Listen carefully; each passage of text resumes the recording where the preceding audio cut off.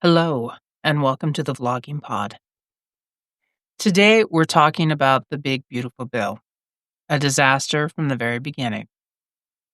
The House version was already full of cuts that would hit working families hard, stripping away health care, shrinking child tax credits, and attacking food assistance. And just when it seemed like it couldn't get worse, the Senate made it even more dangerous. Let's start with the child tax credit.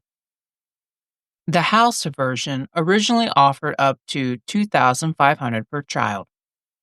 The Senate cut that down to about $2,200 and added new restrictions on how income is counted, specifically tips and overtime.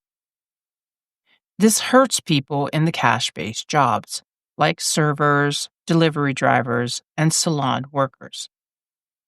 Many don't report all of their tips, not because they're hiding income, but because they need that cash on hand. And under new rules, only reporting tips counted toward qualifying for credit. That means if your tips aren't on the record side with the IRS, you won't qualify for full credit. And some people think, I'll just report a higher amount of tips this year to get the credit. But that's a trap. The credit only lasts through a specific time frame. Once it ends, if you reported income suddenly, that drops back to normal, and the IRS will notice. That drop off is a red flag. People who inflate their tip income now could face audit, fines, or other consequences later. Overtime is affected too. If you work extra shifts to stay afloat, whether you're in healthcare, retail, or anywhere else, those extra hours might push your income just above the limit and disqualify you from getting a credit altogether. So instead of helping hardworking families, this bill punishes them for trying to earn more. Now let's talk about what the Senate is doing to SNAP and Medicaid. Under the Senate version, adults between the ages of 18 and 64 who don't have children under 7 will be required to work, volunteer, or attend job training for at least 80 hours a month. That's 20 hours each week. If they don't meet that number or can't prove it, they'll lose their benefits. That means single parents, people with unstable work hours, or those recovering from illness could be kicked off these programs. And yes, the age cutoff for child dependence has changed. If your child is 7 or older, even if you're a single parent, you're expected to meet the work rule or risk losing child and healthcare support. Medicaid will follow the same rulings for adults aged 19 to 64 without dependents. These individuals will need to meet the 80-hour monthly work requirement starting in 2029, though there's already talk of moving the date up.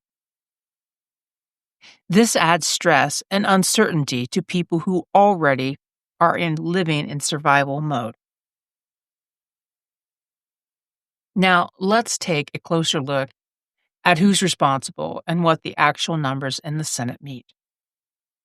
Right now, there are 51 Republicans and 49 Democrats. That gives Republicans a narrow majority. Because this bill is being pushed through using the reconciliation process, they only need a simple majority to pass it, which means all 51 Republicans.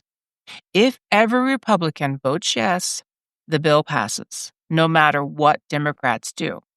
That's why every single Republican vote matters. There are a few Republican senators whose concerns could actually change the outcome. Senator Josh Hawley, Republican from Missouri, has warned that this bill's deep Medicaid cuts could close rural hospitals in the same state as his and across the country. He's raised the alarm that thousands of people living in remote areas could lose access to healthcare entirely, especially seniors and low income families who rely on community clinics that survive funding losses. Senator Susan Collins, Republican from Maine, has also expressed concern about how the bill's work requirements could impact elderly residents and people who depend on programs like SNAP, but have no realistic way to meet the strict 80-hour-a-month demands. Senator Lisa Murkowski, Republican from Alaska, has noted that the rural and indigenous population in her state could suffer serious consequences from these changes, since access to steady work and medical care is already limited in many areas. These senators aren't just randomly mentioning, they're representing areas where the bill could do the most immediate and visible harm. So while they haven't officially voted against it yet, their public hesitation makes them critical voices to watch. On the Democratical side, no one has supported the Senate version of the bill. But earlier this year, Senator Ron Wyden, Democrat from Oregon, co-sponsored a bipartisan amendment with Senator Hawley to try to soften some of the Medicaid restrictions. Though the amendment did not make it to the final version, it showed that everyone, even across party lines, there is some awareness of how damaging this bill could be. Other Democrats like Chuck Schumer of New York, Patty Murray of Washington, and Sherrod Brown of Ohio have been outspoken in their opposition and are expected to vote no. So can this bill pass? Yes, it absolutely can.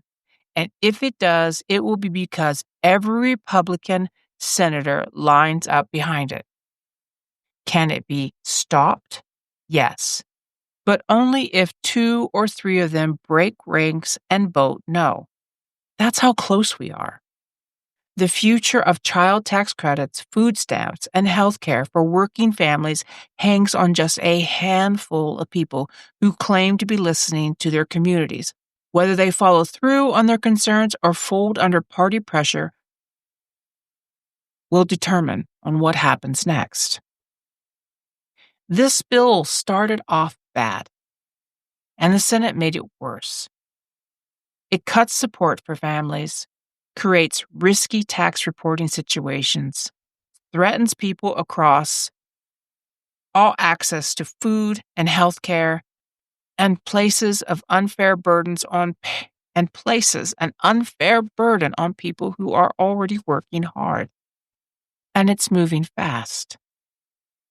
The sources for this podcast come from AP News, Axios, Investopedia, CBS News, the Center for American Progress, USDA, PBS NewsHour, Politico, and the Washington Post.